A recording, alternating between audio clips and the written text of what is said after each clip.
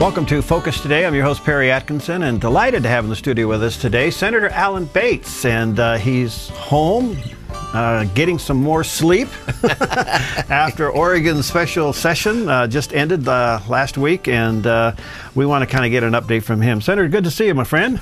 Good to see you Welcome too, Perry. home. Good to see you. Welcome home. Well, listen, I see here you gave it a B, and your colleagues on the other side of the aisle gave it a D. So yeah, there's a difference of opinion here, obviously. Well, it kind of did get a little drug out, but how do you think it went, the special session? I think overall it went pretty well. I think the BD thing is really a House-Senate deal. Okay. It's kind of inside baseball, but in the Senate where I serve and where your son Jason used to serve, we miss him terribly. You know, he was very thoughtful and smart, and he kept a sense of humor, which is something we all need a little more of up there.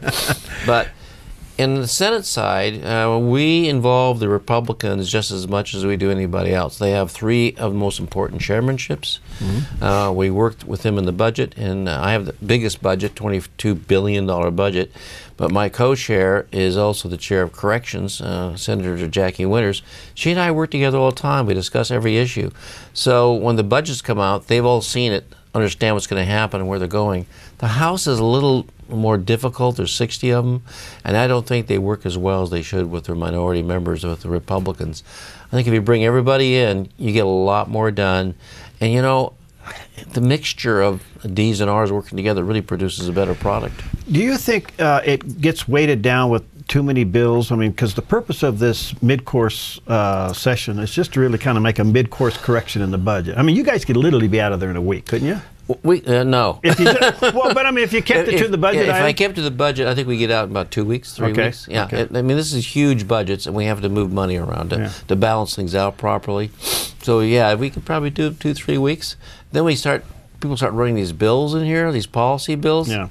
Gets very tricky. These are complex bills, and it's easy to make a mistake. Okay. And so we ran some through, but a lot of them died in committee, which frankly I think was good. Yeah. A lot of bills that should not have seen the light of day stayed in committee. I like that. Yeah. You can have those issues come out when you have the long session, okay? But we got some things done that were important. The money for OHSU. Yeah. And we're lucky in this state to have a guy named Phil Knight, Nike. Yeah. I see you gave $200 million towards that. Right. He put a $500 million, $500 million challenge up to build a major cancer center at OHSU in Portland. Yeah. Our goal was to get there with $200 million, and then for OHSU to raise the rest themselves. That's wonderful. I think they're going to do it. Yeah. A lot of people don't know it, but Dr. Drucker up there, who works at OHSU, had a huge breakthrough in cancer treatment about 5 years ago. It's a new way of building a drug to take care of certain kinds of leukemia, and now some other some other cancers are being used for.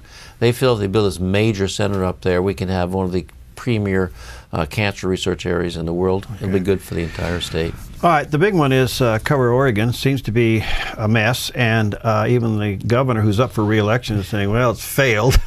The IT section has failed. It has failed. So what do you do? I mean, we have spent a lot of money, and the feds have given us a lot of money, and now it's under investigation as to how it was spent.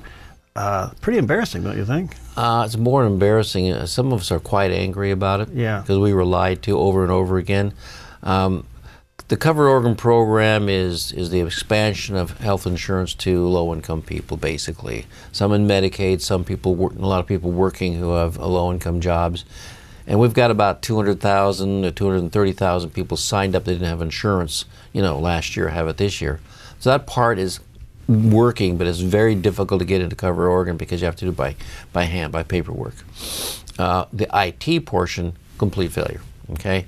They do have it set up now that you can use a broker to get in, but the average person can't just go online and do it. Yeah. It's complete failure. And myself and others were checking in every 3 or 4 weeks with Cover Oregon. You guys on target? Yeah, we're okay. The feds were checking in. They were told that we're on target, going to make it. And these people either were lying to us or didn't know and should have known and said, this is a high-risk project. They should tell us, high risk, we're probably not going to make it. Let's go to a federal exchange. Let's go borrow exchange from another state. Let's turn the program off. Didn't do that. It failed.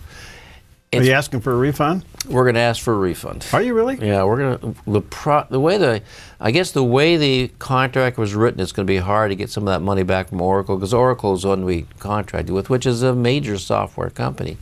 But we believe we can recover some of that, and we're going to try. All right, you made a little news during the Medford school strike. You thought this whole thing was mishandled. I thought this could have been resolved without a strike.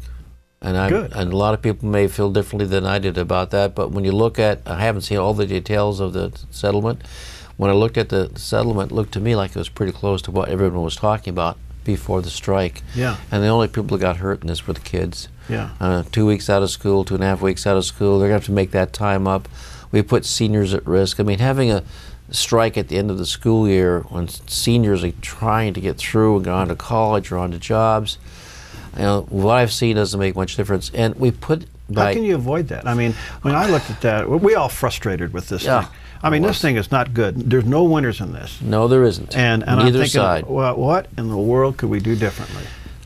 You know, I think that the way to deal with this in the future is to get mediation started very, very early. You know, first it was just negotiation, but no mediation. I think we have to look at how we handle these things legally. At a certain point, you say you have to go to binding arbitration, you know, and stay away from a strike. You know, the real problem here is, you know, we've gone through a great recession. It's been really tough times. We've had to cut budgets, you know, and we expected trouble during that time. Yeah. We put $1 billion more on the table for K-12 schools this session, and then we gave them another $98 million unexpected increased local tax on the table right at the beginning of the strike.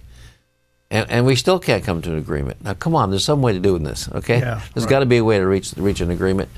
The pieces I've seen out so far is the teachers are going to pick up the 6% PERS cost. They got their cost of living increase to partially cover that. School days are going to be lengthened for the year. I mean, those are the kind of things they're all talking about for the last year and a half. Could the legislature fund based on binding arbitration? I think that's possible. Politically, it's difficult. Yeah. When you start messing with labor laws, it gets very tricky. I think we'll probably be looking at it next session. Yeah. It's just discussion. Because you could save the whole state from a mess. You know. Well, what I'm afraid we'll see, you know, rolling strikes across the state. We don't need to have that. There's a discussion now about a strike for the professors at Portland State University. I did notice that the teachers in the biggest school district in the state were watching the strike down here. Yeah. They settled. Yeah. They settled up in Portland. Yeah. So I like to look at those contracts. What made this one sad is it literally was going on for a year, and why this thing didn't get settled months ago is beyond me. I have no idea. Yeah. It should have been settled. All right. The purpose of the special session was to tweak the budget and make sure that it's balanced. Are you pleased with the way it came out? Yeah, very pleased. We're in a situation now that we're not having to cut budgets like we used to. We would walk in there and we'd walk in a session like this and say, well, we're down to $500 million in revenue. Yeah. Which programs are going to cut? We came in right on target for what we thought our revenue was coming in. We moved some money around. In my budget, as an example, we moved about close to $100 million out of Oregon Health Authority over to Human Services. We did that because, frankly, they're saving money with the coordinated care organizations. We're saving money.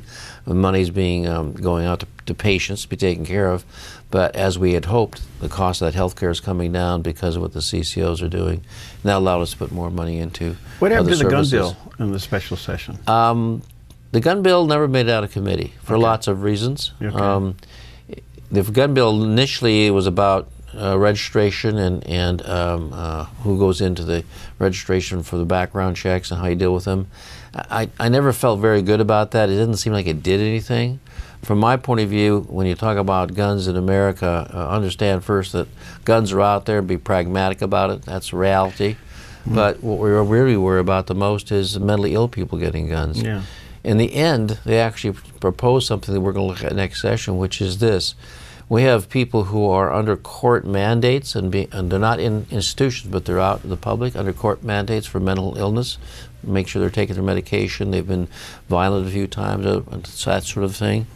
We're looking at a bill that would say if you're in that situation, you're under control of the court, you shouldn't have a gun and you should be registered not to have a gun. That's the kind of thing that actually makes sense to me. Okay, but it didn't go anywhere. It came out the last week. Again, goes back to what you said earlier. These are complex issues, and they should be dealt with in the full session. We'll look at that in February, a year from now. The cities that want to opt out on medical marijuana distribution seems reasonable, but how'd that end up? We got a 1-year extension for them to be able to opt out. I would have rather seen that permanent. I thought that if a community or a city wants to opt out and not have dispensaries. Was that kind of a bipartisan support in that? Why didn't it go anywhere, I wonder? Well, it came out. We got that done. Okay, but only for 1 year. For a year. But we'll be back in session before that's up. Okay. I'd like to see it as a permanent law. I think if Medford or Grants Pass or you pick your city doesn't want dispensaries in their city, that's fine with me. Yeah. Let the people in the community make that decision. So you think you can make that permanent when you go back into session? I would vote for it to be permanent, and I'll push to have it made permanent. Wow. There'll be other areas, other cities that want them. That's fine. What is the feel for marijuana overall in the state of Oregon? Where's this going? You're a doctor. Where is this going? I think that in Oregon and across the country, we're going to see legalization of marijuana. I think that's just inevitable.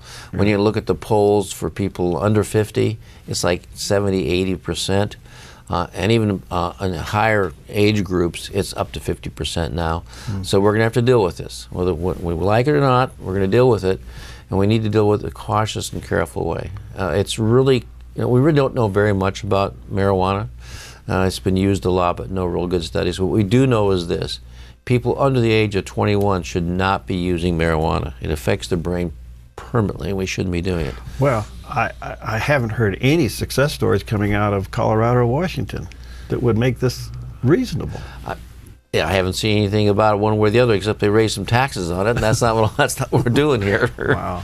So I don't know. I can't tell you, but if you ask me what's the general sense of the public, whether you and I agree or disagree, it's that we're probably going to legalize it. Let's do it in the right way if we're going to do it. All right, well, that's yet to be determined by the voters. We'll see that comes out. Back to Oregon, cover Oregon just for a moment in closing. What's going to happen?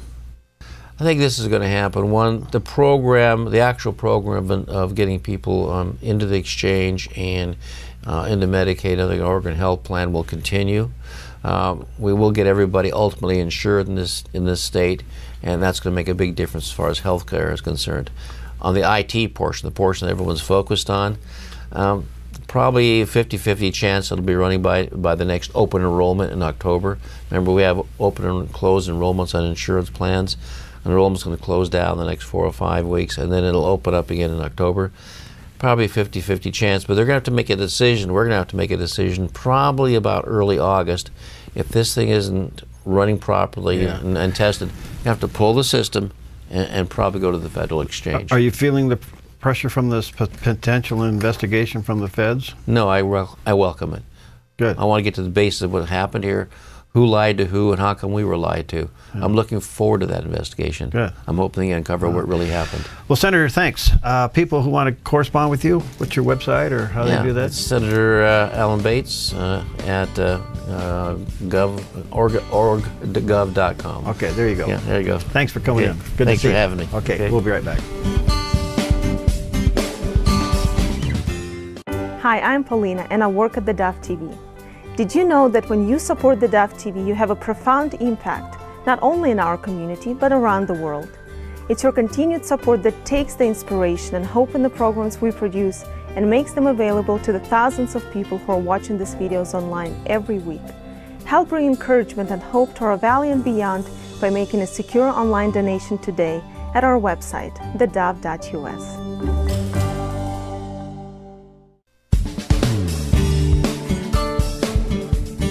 Okay, we're back. Earlier, I had the opportunity to talk to Brad Mattis. He is the CEO of Life Issues Institute. He's also the host of an award-winning television program called Facing Life Head On.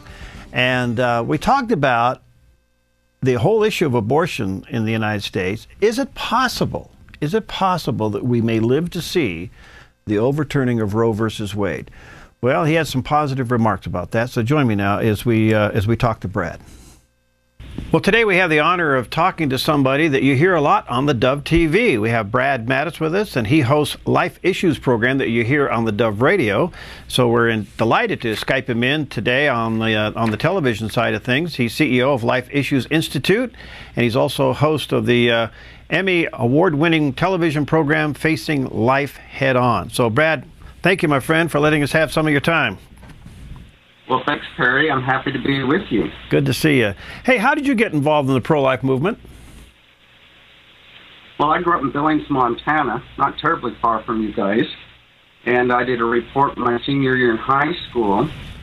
It was a persuasive speech thing. We took a poll of the class before the speech. It was about 50-50. I used Dr. Wilkie's materials back then, which was a slide set and brochures. Did my presentation, took a poll afterwards, and it was unanimous for life.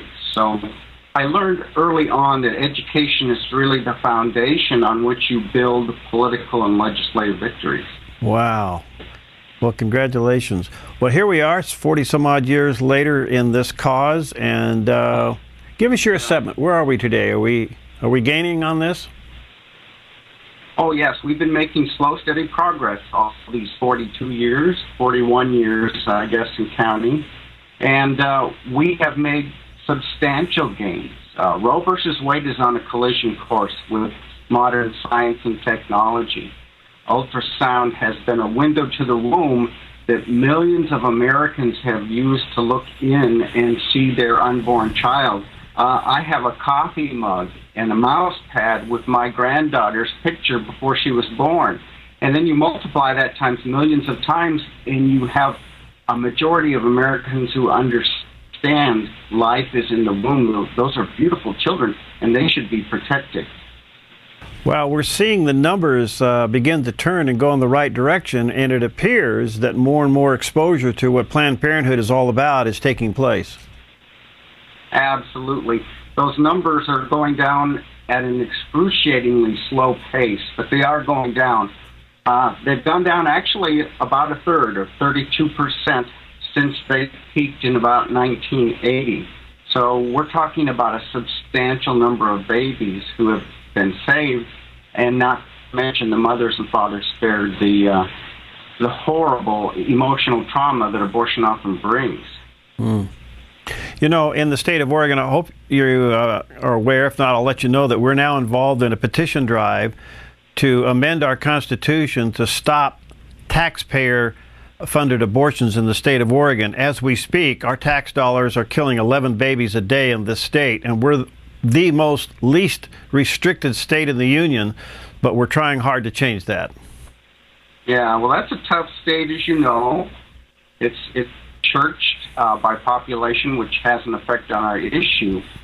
But I think that's a good place to start, Perry. It's a good first step. A lot of people there in Oregon who may be pro-abortion still don't want their tax dollars used to fund it. Because we see in America 54% of women who become pregnant did so and depended upon abortion as their form of birth control. So, you know, Americans just don't support that logic, and they're swinging to our side. For about the third year in a row now, national polling has shown that a majority self-identify as pro-life versus pro-choice. How is your program, your television program, helping in this cause? Well, it's helping in that we have, at the Institute, have always wanted to present a calm, rash, and factual presentation on abortion and the life issues. So the program, when we started, we wanted to target women in childbearing age who weren't necessarily with us on abortion. It's not a preachy format. It's more of a 2020 format. We present individuals who are facing life head-on, as the title says, making difficult choices, and then we're showing the outcome, whether positive or negative. And then we match that really emotional, heart-tugging story with an expert in the field so that there's an educational process, but they really don't know it. That's wonderful. And I think we're looking at trying to get it here on the Dove TV, and hopefully we can accomplish that. Brad, let me ask you this. How has the Obama administration's policy on this issue affected the cause? It seems like he's very pro-abortion. Well, to say he's pro-abortion is a gross understatement, Perry. He's the most pro-abortion president in the history of our nation.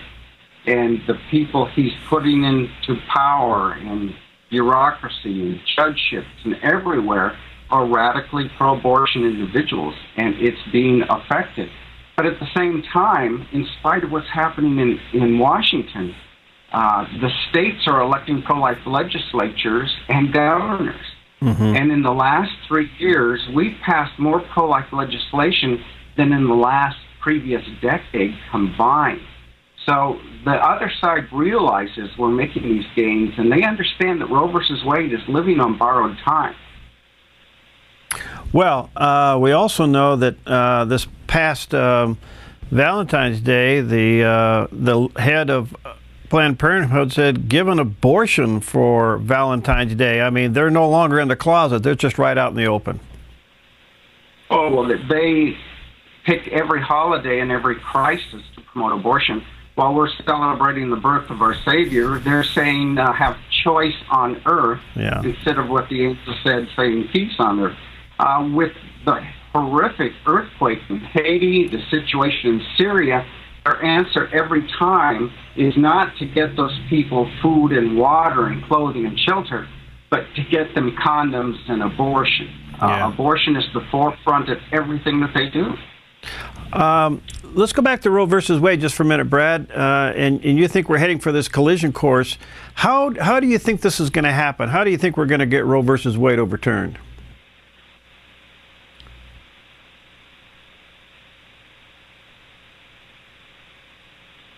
Well, I think it'll happen, Perry, in bits and pieces, one step at a time. We're passing legislation, for instance, to stop abortion after 20 weeks or 5 months because the baby can feel pain. We know the baby can feel pain before that, but that 5-month period is a time that Americans can get their heads around.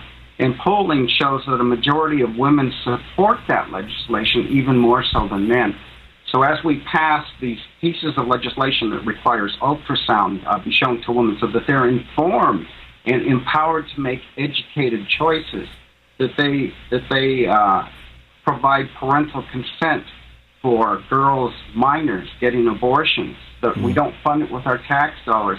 Little pieces here and there, and they're all adding up. Wow, that's great. Hey, listen, you're like me, you do a lot of interviews on your show. Let me know some that maybe have really impacted you. Oh, gee, there's so many, but there's one that stands out.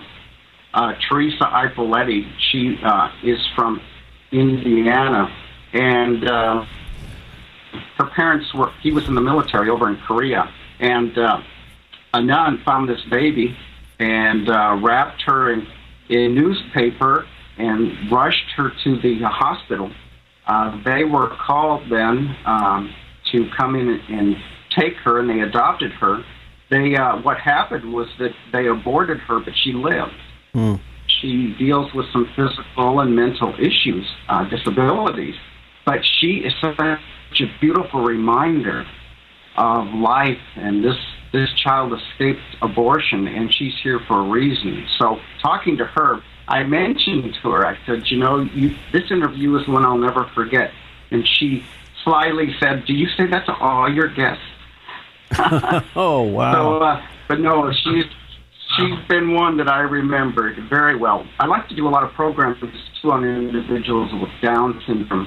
I have a real place in my heart for them. I want Americans to understand these are individuals with such blessings. They provide blessings to everyone around them. Right. And so we know that 90% of them, if diagnosed prenatally, are aborted and killed.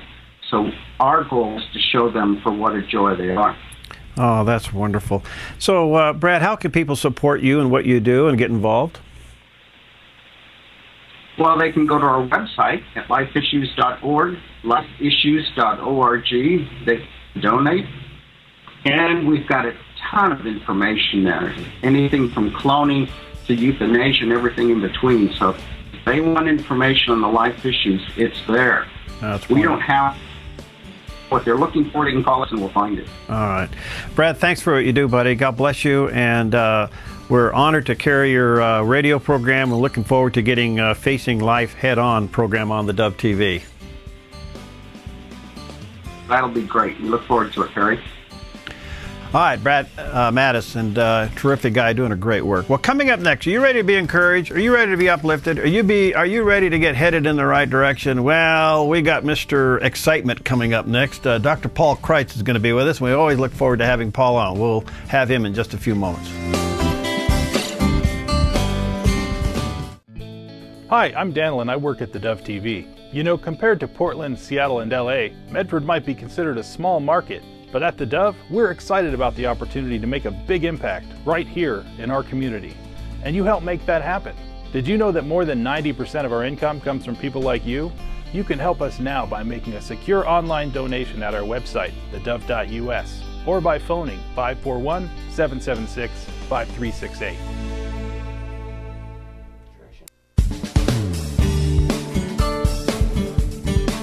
Well, it's always a delight to have Dr. Paul Kreitz with us today. He's recognized as a transformational expert. His success strategy leads literally thousands of people, individuals, companies, and organizations each year into the marketplace of significance. Paul is the author of quite a few books, and we'll tell you how to get a hold of those and go to his website. He speaks to audiences all over the world and in 30 nations. He started a Bible college. He writes books. And I also know something else about Paul. He loves big, juicy hamburgers. I have witnessed it. Hi, Paul. Guilty as charged. How you doing? I'm doing fantastic. Actually, yesterday, here on the East Coast, even though I live in Tennessee, in the Nashville area, it actually warmed up yesterday. So after the winter we've had, it was a pleasant day. A little cooler today, but it's going to get warm. And I'm just grateful to be with you guys. I love your station, and congratulations on Station of the Year. So proud of you guys. Thank you, Paul. We were stunned to get it the second time, and so thank you so much. Hey, you got a new book coming out, and I guess the working title is Transformation, which is kind of your heart passion. Where are you going with this one? Well, you know, Romans 12:2 says, "Don't be conformed to this world, but be transformed by the renewing of your mind." And there's nothing like being inspired. There's nothing that can ever compare to us giving our heart to Jesus. Yet the Bible teaches us that it is our minds that have to change the way we think. We can't change what's in our hand, Perry, until we change what's in our head. And so as a result, I have been looking for a word that describes what I've been doing for over 35 years. And that word is transformation. And I've met with a number of key leaders across the world, body of Christ, secular people, and they've said, you know, Paul, as we read your books, we've gone to your website, you're a transformational specialist. You help people and companies and business transform from where they are to where they need to be. And so I thought, you know what? I should write a book about this. And so I've started working on a book, and I have a big meeting tomorrow with potential publishing people, and I'm very excited about it. Oh, that's wonderful. Congratulations. You know, the other thing that I get from you, Paul, a lot, and we even get comments when we have you on, you are so positive. And what's so interesting today is the world is so negative. And I am becoming concerned that Christians are becoming almost fatalistic in their thinking. We got to turn this around. We got the answer to life here. Well, you know, there's some people, Perry, that are so negative they can light up a room just by leaving it. I got to remember that one. That's good. Yeah. Well, positive or negative, you know, we serve a God who has a book that he has given us that has an ordered outcome. I have that book right here. I keep it right here by my little study desk. I'm in my studio prayer room here, And when I read that book, Perry, there's no reason for us to be negative. There's no reason. Someone says, well, didn't you just hear what's going on here? Didn't you hear about this? But yes, you're listening to the reporters of the bad report, and you need to start listening and seeking some other sources, because there's some incredible things that are happening across the United States and around this world. There are people that are praying and gathering. Recently, that brand new movie came out, the Son of God movie. Right. I know it finished #2 in the first weekend, but it made all of its money back, plus multiple millions more. And the people that made it, Mark and Rome, they're all motivated about doing more films. And Hollywood, I do some consulting in Hollywood, and they have awakened to this Christian film industry. You and I were at the NRB, and there were at least 2 or 3 Christian faith-based movies that are being premiered. Right. We are becoming salt and light. We're just becoming more smarter in doing it. Oh, that's wonderful. All right. Now, in your new book, you're taking on a subject here, which I think the way you've showcased this is interesting. You're saying today is the tomorrow you've been telling everybody about. I think Christians have this tendency to say tomorrow's going to be the good day. Then it's coming, it's coming, it's coming, and we never get there. Yeah. We got preachers preaching this. Someday it's coming, but we never get there. How about today? Yeah, well, when tomorrow, watch this, Perry, when tomorrow arrives, it's renamed today. Right. When tomorrow is birthed, it's renamed today. What we do today to prepare for tomorrow, when we take some classes, when we read a book, when we expand our Christ consciousness of our life and our mindset, and we come into a greater understanding. The Bible says to get wisdom, but in all your wisdom, get understanding. As the more understanding we get, when tomorrow arrives, it's renamed today. And I'm telling you, if you don't invest in your tomorrow, your today is going to look a lot like your yesterday. Wow. Do Christians live too much out there? In other words, we have a tendency to think too far down the road, and we miss the opportunity at the moment. Yeah, the only place you'll ever be is today. Think about that. Mm-hmm.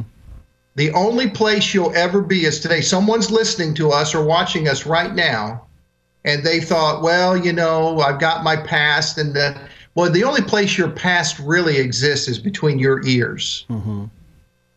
Your past is only between your ears. The vast majority of people that you will meet and interact with today could care less about your past. They have no interest in it. Mm-hmm. The only one obsessed with it is yourself. And whatever you think about, you bring about. And so when you focus on your past, you're just manifesting it into your present. The Bible says, as a man thinks, so is he. So you can be obsessed with your past, or you can be so caught up in the future like you're talking about that you don't know how to live more effectively today. But today is the day, the Bible says, that the Lord has made. Not tomorrow. Today is the day the Lord has made. What does he say to do in that day? Rejoice. And what? Be glad. Be glad in it. I'm very glad. I don't know about you, Perry, but I'm glad I woke up this morning. Yeah, this is a nice side of grass to be on today. Yeah, absolutely, absolutely. That's why I'm putting a little chapter in there about renaming your days, talking about renaming your days. Today is a presentation day for me. I comb my hair. Put on my sports jacket. I'm sitting here, but I might not always look like that. I might have a jogging suit on. I might just have jeans and a sweater on. But I wanted to make today a presentation day. So I'm very conscious of my presentation. There might be a day that is a training day. I might have a day of restoration where I just need to say I need to unplug, turn off the phones, and just restore my soul. There might be a day that I need to do as a planning day and just really sit down and strategize where I'm going. You need to focus in. Those of you that are watching and listening today, you're so scattered in your day that you can't enjoy your day. You can't be glad in your day, but today is a great day. Today is the tomorrow you've been thinking about. Do you think we're on information overload? Oh, absolutely. Absolutely, we're on information overload. I find myself with my phone in my hand, checking, my emails and checking my, all my messages that are coming in. And I look around, and everyone at the airport's got their head tucked down. I said that this morning on the air. I said, we're walking around. So ever since this technology has come out, everybody's looking down. Nobody's looking up anymore. Yeah. I believe that we can be on information load, but most of the information, Perry, is not important that we hear. In all due respect to what's going over in the Ukraine and Russia, it's not going to have a great bearing on my day. I will pray. I will help where I can. But there are more people that are in more vital positions of strategizing and influence that need the information. But we're information obsessed. We run to the newscast. We have it now being dropped onto our phone from CNN.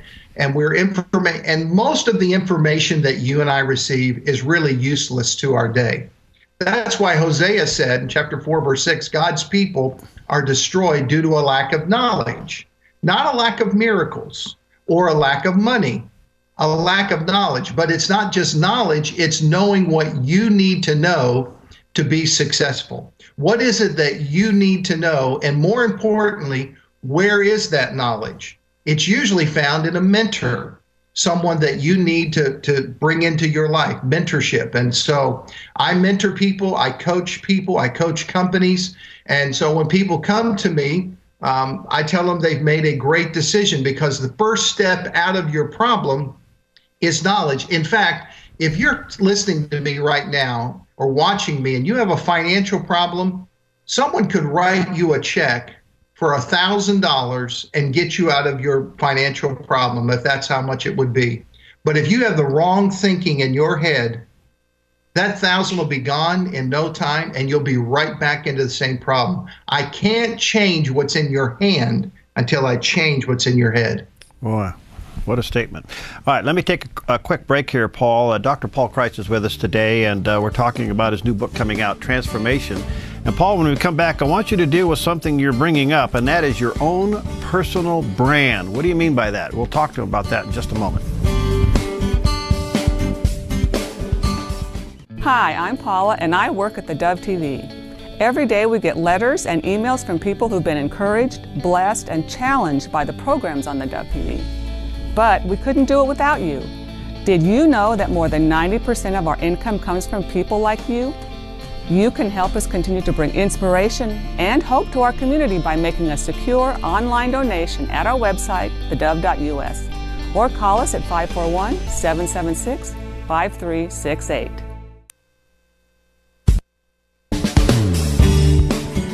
Okay, we're back, and our guest today is Dr. Paul Kreitz, and we're talking about his new book called Transformation, or at least that's the working title.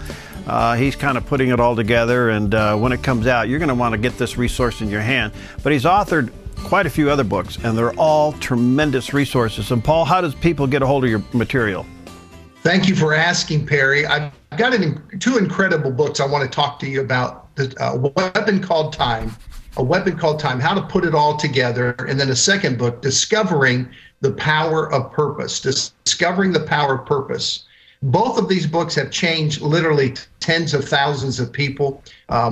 Parents are getting them for their children. Grandparents are getting them for other children. They're great, insightful books about your purpose and bringing time and order into your life. And that's really what many people need. And you can get all that at my website, which is simply Paul Kreitz, PaulKreitz.com, paulkreitz.com, and I'll pay the shipping. You order the books, and every time I'm on here, Perry, someone from the Oregon area always buys a book or two, and I'm thrilled to do it. I'm looking forward to make some divine connections with some churches or businesses in that area so I can come out and have lunch with you. I want to have a hamburger eating contest with you. Yeah, I think you would lose, my brother.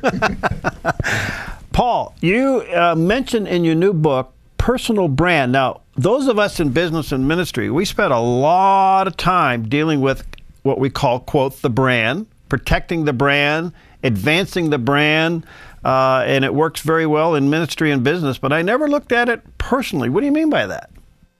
Well, people see you before they hear you. Everyone listening to me, people see you before they hear you. As a matter of fact, what you don't realize is that people have kind of reduced you down to one word.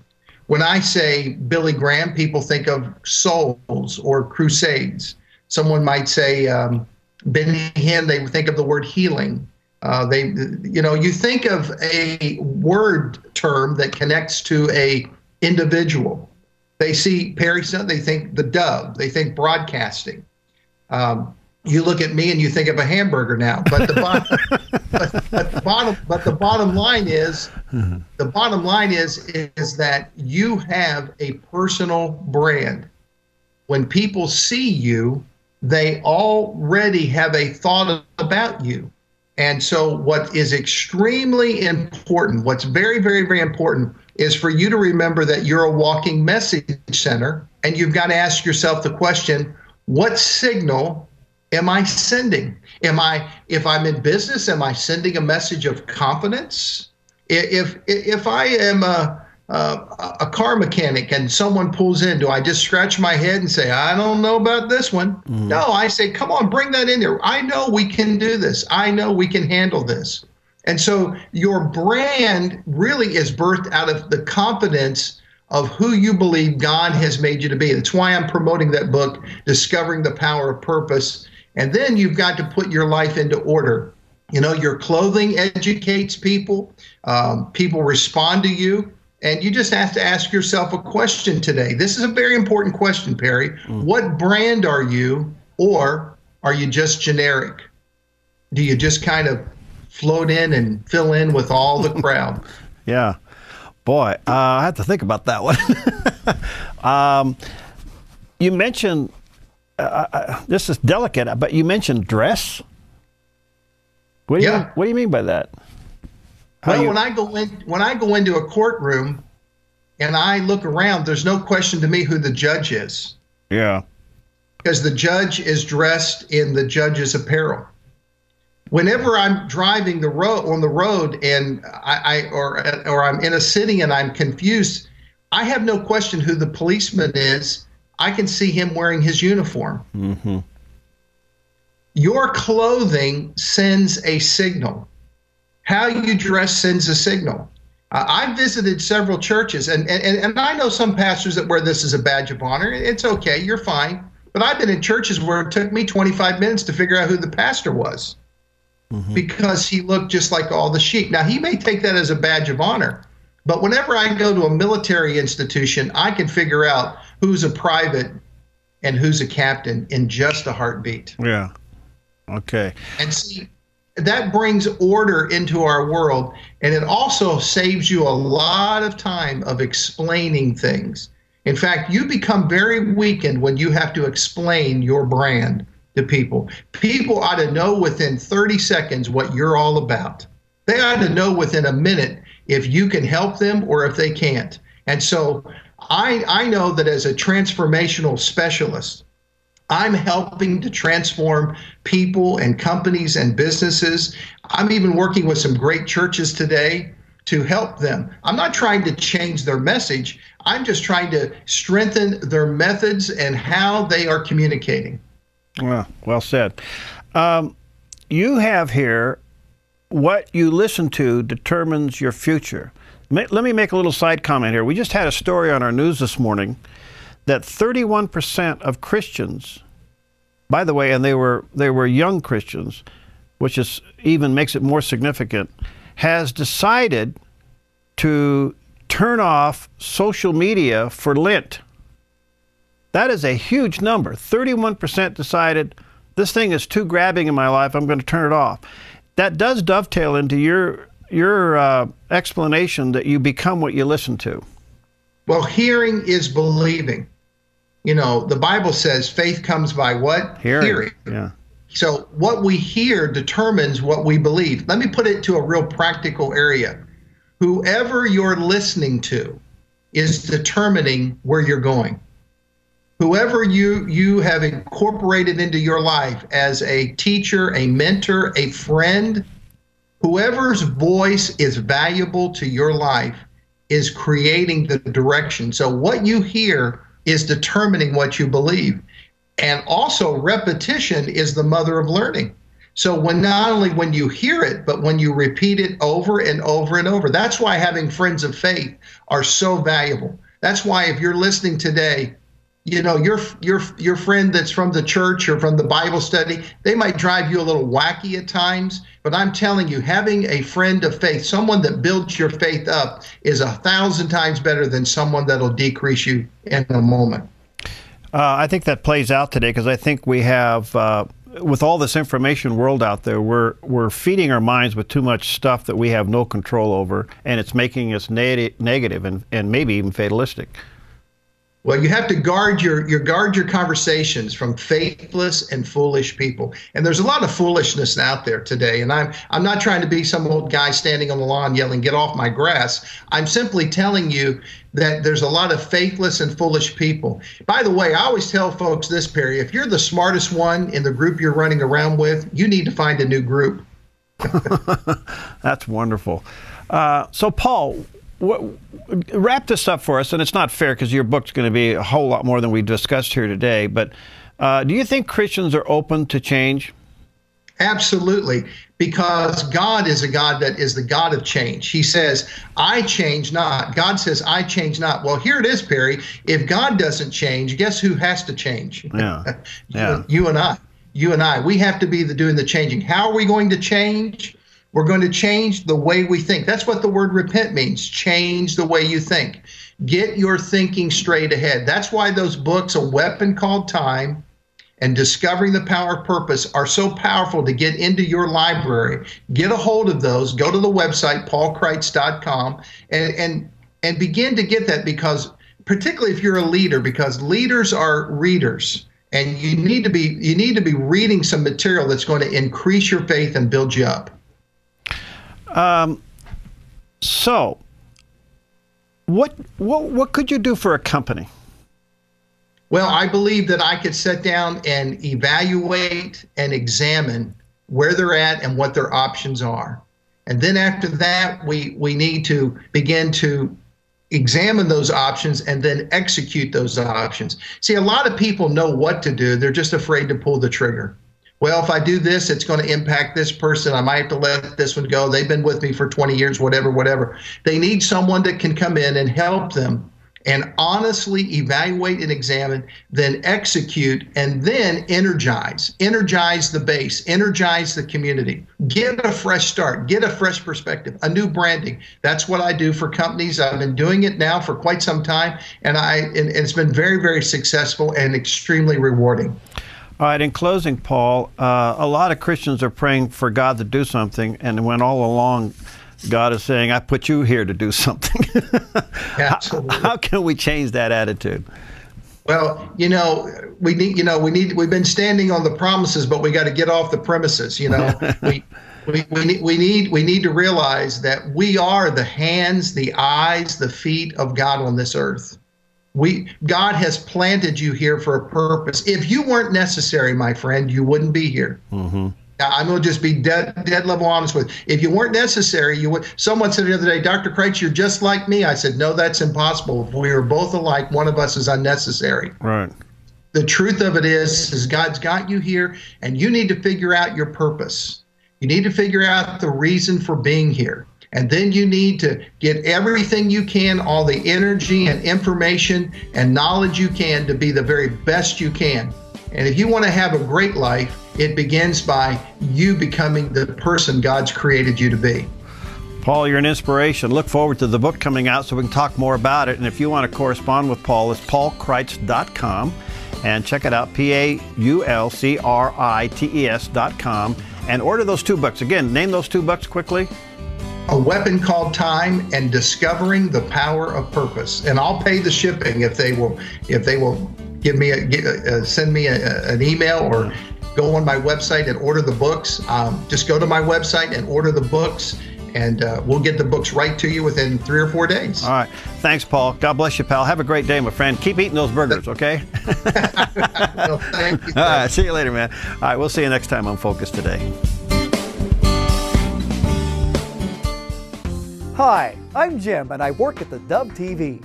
Every weekday between 6 and 8 a.m., our award-winning news and sports team bring you the best morning show around. It's live, it's honest, and it's a whole lot of fun. And you help make it happen. Did you know that more than 90% of our income comes from people like you? You can help us continue to air local programs that share your voice by making a secure online donation at our website, thedove.us.